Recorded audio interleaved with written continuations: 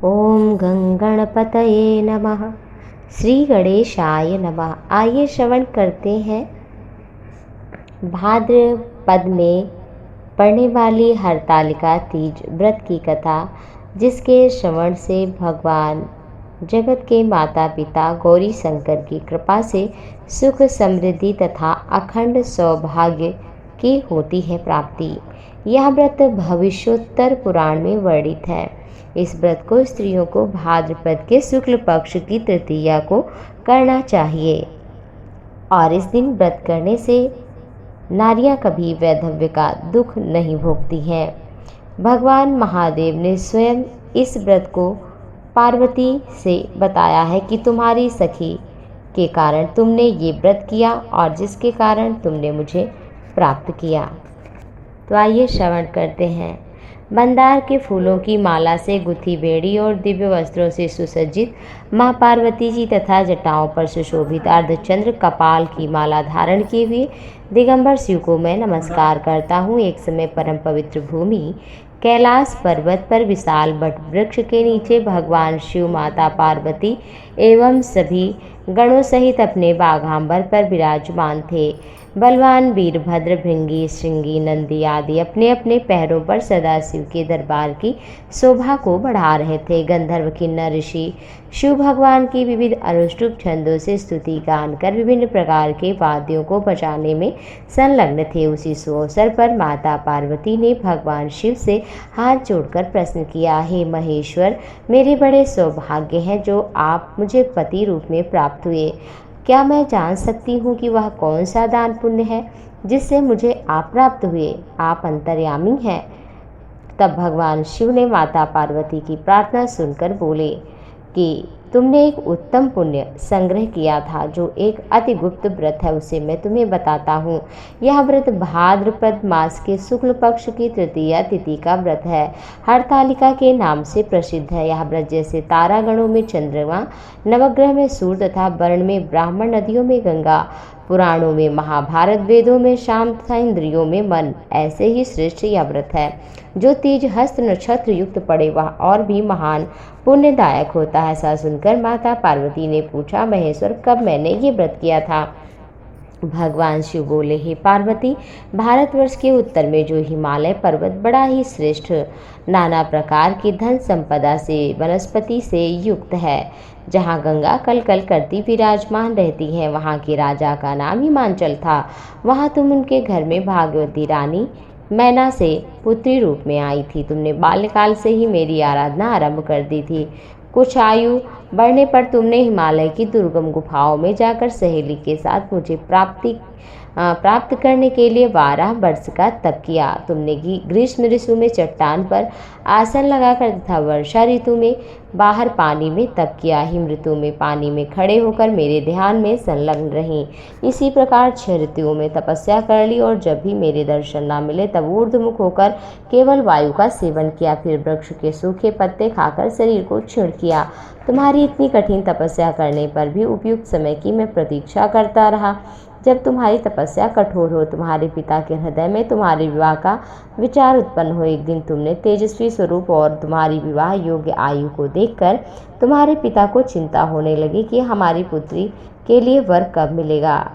उन्हीं दिनों नारद जी भ्रमण करते हुए हिमालय क्षेत्र में आए, तुम्हें देखा। राजा हिमांचल की पुत्री हो यह जानकर तुम्हारे घर गए। राजा ने बड़े हर्ष के साथ महर्षि का पूजन इत्यादि किया। आसन देकर के कारण जानने के इच्छुक हुए। नारद जी की बातें तो सदा निराली ही होती हैं। उन्होंने तुम्हारे पिता से प्रश्न किया कि आपके मुखमंडल पर क्यों चिंता है। राजा ने कहा, हे तपोधन, मेरी पुत्री को देख चुके हो, उसके योग्य वर की चिंता सता रही है। इस पर नारद जी ने तुरंत कहा, मैं अभी वैकुंठ से आ रहा हूँ। तुम्हारी पुत्री के लिए शेष साई भगवान विष्णु ही तो योग्य वर हैं। वो आपकी कन्या का वरण स्वीकार कर लेंगे। इस पर तुम्हारे पिता आनंदित हुए बोले कि ये तो मेरा परम सौभाग्य होगा। मैं अवश्य अपनी कन्या का दान कर दूंगा। नारद जी को ऐसा सुनकर वैकुंठ चले गए।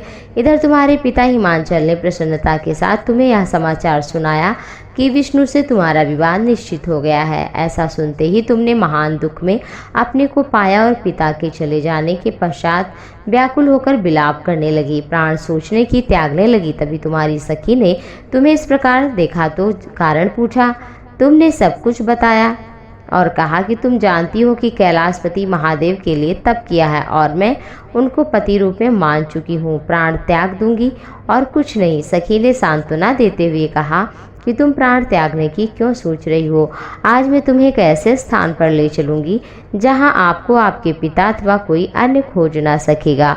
वहां तुम तपस्या में तब तक लीन रहना जब तक कि महेश्वर प्रसन्न ना हो और तुम्हारा वरण न कर ले। इस प्रकार सहमति बनाकर तुम अपनी सखी के साथ नदी के तट पर एक गुप्त गुफा में प्रवेश कर वहां अपने मानस में मेरे नाम की तपस्या करने लगी। भाद्रपद शुक्ल के हस्त नक्षत्र युक्त तृतीया को उपवास रखकर बालू से शिवलिंग की स्थापना कर रात्रि में जागरण पूजन इत्यादि किया। तुम्हारी तपस्या व्रत से मैं बहुत ही आनंदित हो गया और तुम्हें दर्शन देने के लिए प्रकट हुआ और वरदान मांगने को कहा। तब तुमने सिर झुकाकर लज्जा से युक्त कहा कि आप सब जानते हैं, मेरी मनोकामना पूर्ण करिए। और मैं प्रसन्नतापूर्वक तुम्हें वर देकर लौट आया। इधर तुम्हारे अपने घर में बिना कहे बताए बिना चली गई थी तुम, तो तुम्हारे पिता ने बहुत ढूंढा। हिमांचल कहने लगी कि हमारी कन्या को कौन सा देव गंधर्व ले गया है। तुम्हारे पिता तुम्हें कहीं ना पाकर भगवान विष्णु के साथ वचन भंग होने के विवाह की चिंता में मूर्छित गिर पड़े। इधर तुमने अपने व्रत का अनुष्ठान की पूर्ति होने पर व्रत का पारण किया। समस्त पूजन सामग्री को नदी में विसर्जित कर स्नान किया। उसी समय तुम्हारे नगर निवासी मंत्रीगण हिमांचल के साथ वहां आए। तुम्हें देखकर सखी के साथ बड़े प्रसन्न हुए, लिपट कर रोने लगे और बोले, उमा तुम बिना बताए इस भयंकर वन में चली आई जहाँ सिंह, व्याघ्र, सर्प, भालू, हिंसक जीवों का निवास हो। यहाँ कैसे रही? अब घर चलो, देखो तुम्हारी माता आदि सभी बहुत व्याकुल हैं। यह सुनकर तुमने कहा, पिताजी आप मेरा विवाह विष्णु के साथ स्वीकार किए हैं, मैं तो यही प्राण त्याग दूंगी। मैं सदा शिव को ही अपना पति मानती हूँ। ऐसा सुनकर हिमांचल दुखी हुए और कहा, तुम्हारा विवाह मैं खुशी खुशी सदाशिव के साथ ही करूँगा। और तुम फिर अपनी माता सहेलियों से आकर मिली। सभी को आनंद हुआ। एक शुभ मुहूर्त में वेद विधि के साथ में तुम्हारे पिता हिमांचल और महारानी मैना ने हमारे साथ तुम्हारा विवाह कर दिया। हे पार्वती, उसी के व्रत के प्रभाव से तुमने मुझे प्राप्त किया है सौभाग्यशालिनी। यह व्रत आज तक मैंने किसी को नहीं बताया, ये गुप्त रखा और इसे तीज के दिन जो भी मेरा व्रत करता है और इसका नाम हरतालिका तीज पड़ा, सब व्रतों का राजा माना जाता है। भोलेनाथ शिव ने ये सब प्राचीन कथा सुनाकर जब भगवान शिव ने सुनाया तो माता पार्वती बड़ी प्रसन्न हुई और बोली कि हे सदाशिव, मैं बहुत ही सौभाग्यशाली हूँ जो आपको प्राप्त कर पाई। इस दिन हर नारी को भगवान शिव तथा माता पार्वती की पूजा करनी चाहिए और इस दिन नारी को दान करना चाहिए, सुहाग का सामान और ब्राह्मण को भोजन दक्षिणा आदि भी देना चाहिए।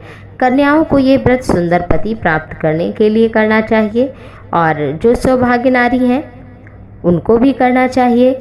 इस व्रत को जो नारी नहीं करती है, चोरी से अन्न खाती है, वह सूकरी होती है तथा जो फल खाती है वह बंदरिया तथा जल पीती है, जो दूध पीती है वह सर्पिणी, जो मांस खाती है वह बाघिन, जो दही खाती है वह बिल्ली तथा जो मिठाई खाती है वह चींटी, जो सब चीज़ें खाती हैं वह मक्खी, जो उस दिन सोती है वह अजगरी, जो नारी अपने पति को धोखा देती है वह मुर्गी बनती है। हे उमा, इस व्रत को श्रद्धा विधि से जो नारी धारण करती है उसे तो मुझ जैसा सरीसा सुंदर और योग्य पति प्राप्त होता है।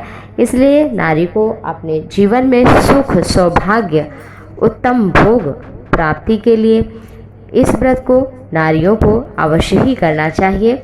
और इस दिन भगवान गणपति, माता पार्वती और भगवान शिव की पूजा करनी चाहिए और उनकी स्तुति करना चाहिए, भोग लगाना चाहिए।